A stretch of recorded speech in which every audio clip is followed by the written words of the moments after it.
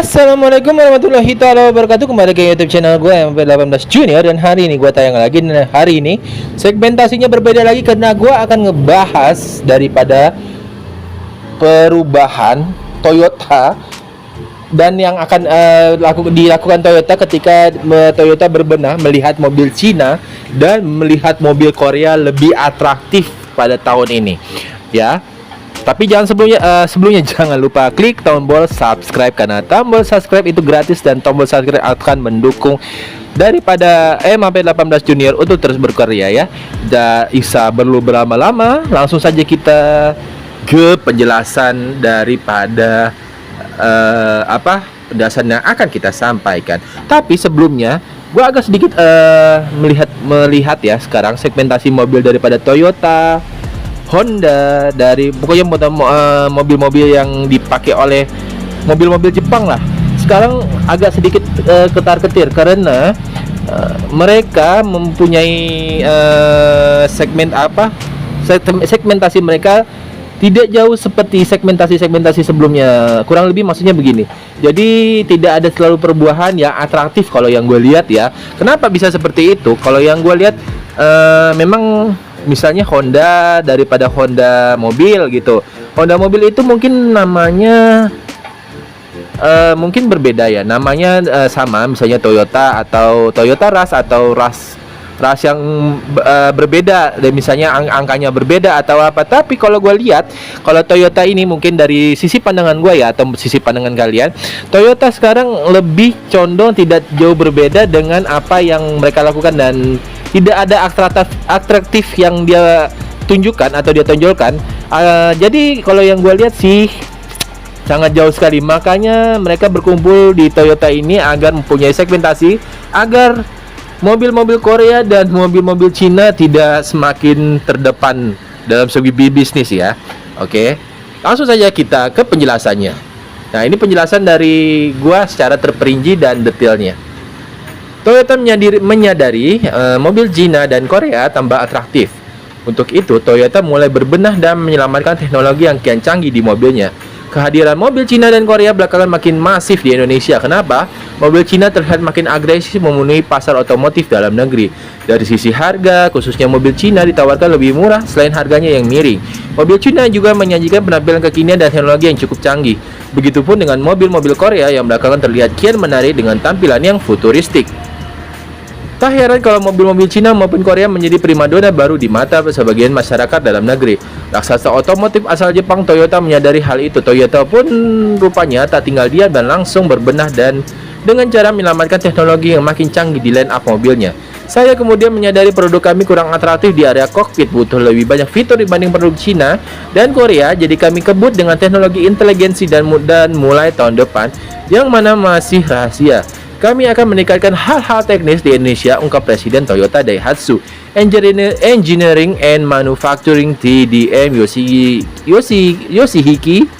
Yoshihiki Konichiwa. Nggak percaya. Yoshihiki Konishi.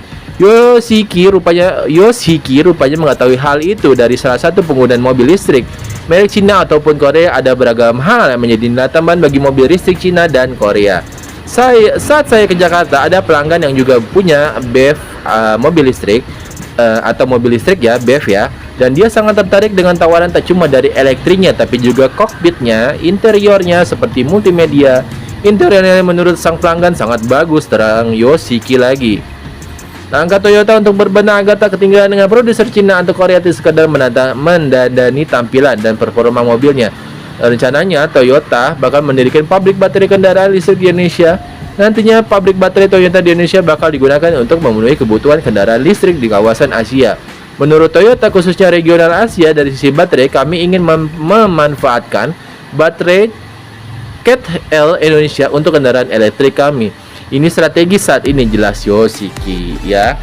Jadi ini pandangan dari manajemen Honda itu sendiri, ya. Lanjut lagi, mobil Cina semakin tinggalkan VW dan Toyota setelah 4 dekade mendominasi pasar. Wow, lumayan menarik ini untuk kita bahas. Merek mobil Cina berada di jalur yang tepat untuk menyumbang lebih dari 50% mobil yang dijual di pasar dalam negeri mereka tahun ini.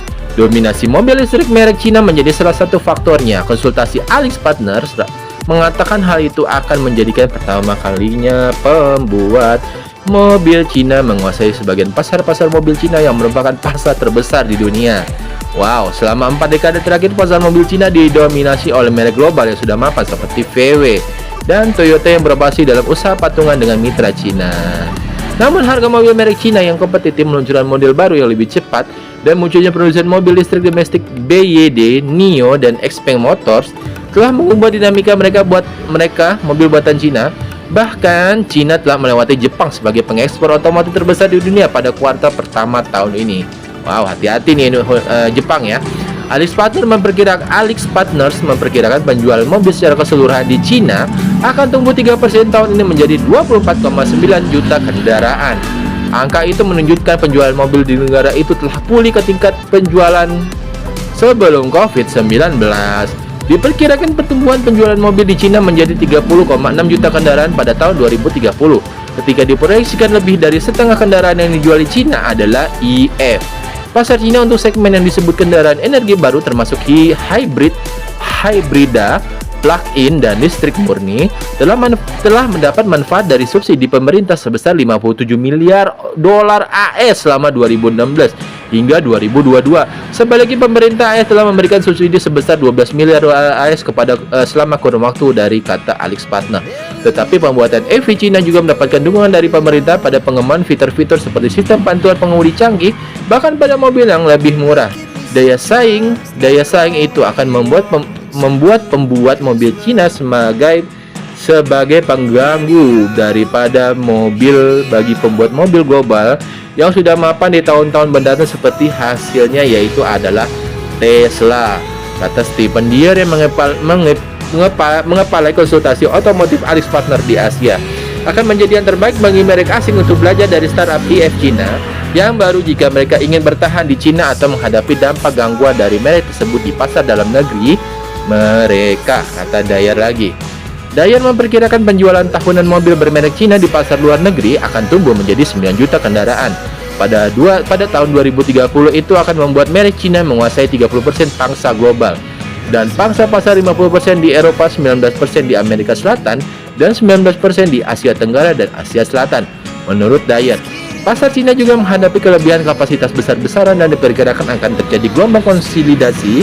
Hanya 25 hingga 30 dari 167 merek NEV yang dapat bertahan hingga tahun 2030. Lebih dari 2/3 merek tersebut belum mencatat penjualan tahun lalu, katanya.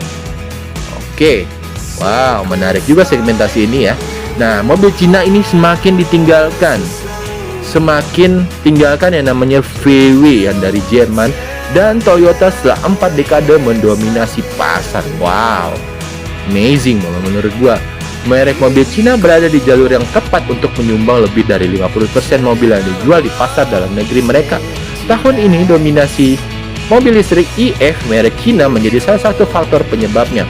Konsultan AlixPartners Rabu mengatakan hal itu akan menjadikan pertama kalinya pembuatan mobil Cina menguasai sebagian pasar mobil Cina yang merupakan pasar terbesar di dunia. Setelah 4 dekade terakhir, pasar mobil Cina didominasi oleh merek global yang sudah mapan seperti VW dan VW kodok itu, dan Toyota yang beroperasi dalam usaha patungan dengan mitra Cina. Wow. Namun harga mobil merek Cina yang kompetitif, meluncurkan mobil baru yang lebih cepat, dan munculnya produsen mobil listrik domestik seperti BYD, NIO, dan XPeng Motor telah mengubah dinamika merek mobil buatan Cina. Bahkan Cina telah melewati Jepang sebagai pengekspor otomotif terbesar di dunia pada kuartal pertama pada tahun ini. Wow, menarik nih. AlixPartners memperkirakan penjualan mobil secara keseluruhan di Cina akan tumbuh 3% tahun ini menjadi 24,9 juta kendaraan. Angka itu menunjukkan penjualan mobil di negara itu telah pulih ke tingkat penjualan sebelum COVID-19. Diperkirakan pertumbuhan penjualan mobil di Cina menjadi 30,6 juta kendaraan pada tahun 2030, ketika diproyeksikan lebih dari setengah kendaraan yang dijual di Cina adalah EV. Pasar Cina untuk segmen yang disebut kendaraan energi baru termasuk hibrida, plug-in dan listrik murni telah mendapatkan manfaat dari subsidi pemerintah sebesar 57 miliar dolar AS selama 2016 hingga 2022. Sebaliknya pemerintah Amerika Serikat telah memberikan subsidi sebesar 12 miliar dolar AS selama kurun waktu itu, kata Alex Parnon. Tetapi pembuatan EV Cina juga mendapatkan dukungan dari pemerintah pada pengembangan fitur-fitur seperti sistem bantuan pengemudi canggih, bahkan pada mobil yang lebih murah. Daya saing itu akan membuat mobil Cina sebagai pengganggu besar bagi pembuatan mobil global yang sudah mapan di tahun-tahun mendatang seperti halnya Tesla, kata Stephen Year yang mengapply konsultasi otomotif alis partner di Asia. Akan menjadi yang terbaik bagi mereka asing untuk belajar dari startup EV Cina yang baru jika mereka ingin bertahan di Cina atau menghadapi dampak gangguan dari mereka tersebut di pasar dalam negeri mereka, kata Dyer lagi. Dyer memperkirakan penjualan tahunan mobil bermerek Cina di pasar luar negeri ini akan tumbuh menjadi 9 juta kendaraan pada tahun 2030. Itu akan membuat merek Cina menguasai 30% pangsa global dan pangsa pasar 15% di Eropa, 19% di Amerika Selatan, dan 19% di Asia Tenggara dan Selatan. Wow. Menurut Dyer, pasar Cina juga menghadapi kelebihan kapasitas besar-besaran dan diperkirakan akan terjadi gelombang konsolidasi. Hanya 25 hingga 30 dari 167 merek NEF yang dapat bertahan hingga tahun 2030. Lebih dari 2/3 merek tersebut belum mencetak penjualan tahun lalu. Wow, menarik ya. Ya, jadi kalau gue lihat sih memang segmentasi daripada mobil Cina semakin meningkat daripada mobil-mobil yang sudah stagnan di Indonesia ini seperti Honda, Honda terutama, terus Yamaha, Honda, Toyota, dan daripada mobil-mobil yang sudah ada di sini, ya. Kurang lebih seperti itu yang gua akan sampaikan kepada kalian. Terima kasih yang sudah mendengarkan, sudah menonton. Jangan lupa klik tombol subscribe untuk mendukung channel video YouTube ini. Dan terima kasih. See you next video. Assalamualaikum warahmatullahi taala wabarakatuh. Bye bye. Life lessons come one in a dozen.